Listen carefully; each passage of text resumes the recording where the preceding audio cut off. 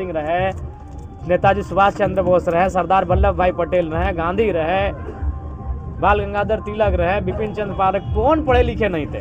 तो जब देश को जिन्होंने अलग कराया वो पढ़े लिखे थे, तो आप कैसे उम्मीद करेंगे कि एक नॉन मैट्रिक आदमी देश को सजाएगा, संवारेगा। जब देश को लहू की जरूरत पड़ी थी तो पढ़े लिखे ने लहू दिया था, तो पसीना भी पढ़े लिखों का ही बहाना चाहिए।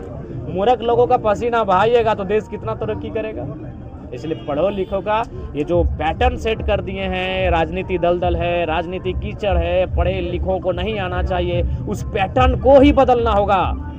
तभी हम भारत और बिहार हो या झारखंड हो उसकी तरक्की के बारे में सोच सकते हैं। फिर क्या लगता है कि जिस तरीके से झारखंड और बिहार में पलायन होता है और जब प्रधानमंत्री आते हैं तो बिहार झारखंड में राशन की बात करते हैं, देखिए प्रधानमंत्री जी को मालूम है कि बिहार के लोगों को क्या सुनना पसंद है, प्रधानमंत्री जी को मालूम है कि झारखंड के लोगों को क्या सुनना पसंद है। उनको मालूम है कि हम अयोध्या में बज रही घंटी से बिहार के लोगों को खुश कर लेंगे, झारखंड के लोगों को खुश कर लेंगे, उन्हें मालूम है। तो ये तो अब बिहार के लोगों को जवाब देना है ना कि भाई आपको हमने 38 सांसद दिया, कभी 39 सांसद दिया, तो कम से कम आप बिहार को 38 फैक्ट्रियां दें, 39 फैक्ट्रियां दें, कल कारखाने दें, रोजी रोजगार के साधन दें। चाहे बिहार का इंसान रहे चाहे झारखंड का रहे, वो अपने बीवी बच्चों को छोड़कर दूसरे देशों में, दूसरे प्रदेशों में क्यों जाएगा।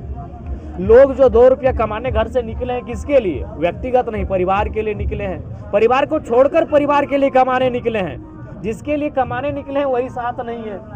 तो इसलिए बिहार ने केंद्र को दिया, बिहार ने उनको झोली भर भर के दिया है। अब उनकी बारी थी कि बिहार को देने की, वो नहीं दे पा रहे हैं, तो बिहार की जनता को तय करना चाहिए कि बिहार को। अमित शाह बोलते हैं बिहार में भूमि की कमी इसलिए फैक्ट्री नहीं लग पा रहा है।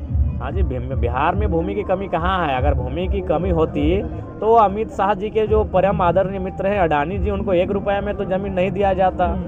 इसी भागलपुर में दिया गया 1 रुपये, भागलपुर में दिया गया है। पत्रकार पे सर केस हो गया, वो जेल में अभी। जेल में ना, बताइए क्या यही अभिव्यक्ति की आज़ादी है, यही हमारा आर्टिकल 19 है, यही हमारा मौलिक अधिकार है। ये बहुत ही दुर्भाग्य का विषय है। इसीलिए कह रहे हैं पढ़े लिखों को क्रांति लानी चाहिए, नहीं तो जिस दलदल में हम फंसने जा रहे हैं वो अंग्रेजों से भी बदतर होगी। अंग्रेजों के समय कुछ भी था, प्रेस को आज़ादी थी, प्रेस लिखते थे, प्रेस लिखी हुई बातों को गांव-गांव तक जाती थी। और आज अगर प्रेस पर पाबंदी हो रही है तो आप सोच सकते हैं किस भयावह स्थिति में हम। इसलिए कह रहे हैं पढ़े लिखो लोगों को राजनीति में आना चाहिए, और जो जनता है उनको भी सोचना चाहिए कि भाई राजनीति किसी की बपोती नहीं है। कोई सिंबल लेके आ जाएगा तो वही विधायक नहीं बनेगा, कोई किसी पार्टी का मैंने पाँव पकड़ के आ जाए, चरण चाटू करके आ जाए तो वही विधायक बनेगा, ये जरूरी नहीं है। जनता को इस पैटर्न को, इस मिथक को तोड़ना है और नए नए युवाओं को राजनीति में अवसर देना है ताकि उनमें भी हड़कंप मचा रहे। बिहार की जनता के लिए अपील क्या रहेगा आपका? महनार की जनता के लिए हमारा सीधा अपील यही होगा कि हम झारखंड से चल के धनबाद, बोकारो, गिरिडीह, हम अपने आप को 3 जिला से परिचय देते हैं। इसलिए परिचय देते हैं कि मेरा जन्म स्थल है धनबाद जिला और हम जहाँ के विधायक हैं वो है बोकारो और गिरिडीह जिला। तो इसलिए हम 3 जिला से परिचय देते हैं कि हम 3 जिला का भी कह सकते हैं। 2 जिला मेरा कर्मभूमि बन गया है और एक मेरा जन्मभूमि है। तो हम धनबाद, बोकारो और गिरिडीह की सीमा से आए हैं महनार की धरती में, वैशाली जिला की धरती में।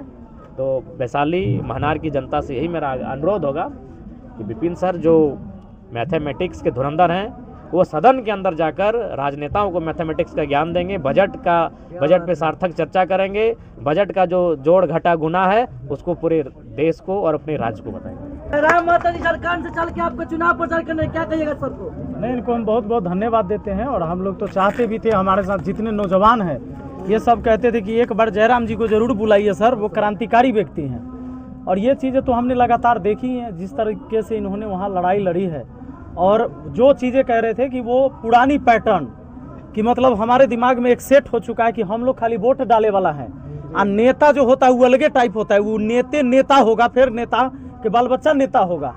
तो वो पैटर्न को इन्होंने चेंज किया वहाँ पर झारखंड में, और अब बारी महनार से है।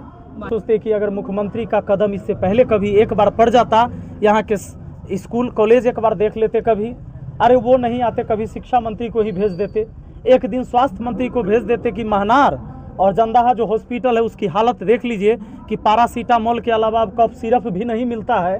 और अगर आपका ये चूँकि रोड नाला रास्ता बनल है नहीं, और कहीं चलते चलते आपका गोड़ हाथ टूट गया गिर के, तो प्लास्टर तक यहाँ नहीं होगा, एकरा ले जाना होगा सदर हॉस्पिटल हाजीपुर। एक बार स्वास्थ्य मंत्री को भेज देते तो शायद इस बुढ़ापे में मुख्यमंत्री जी को आ जाने की जरूरत नहीं होता।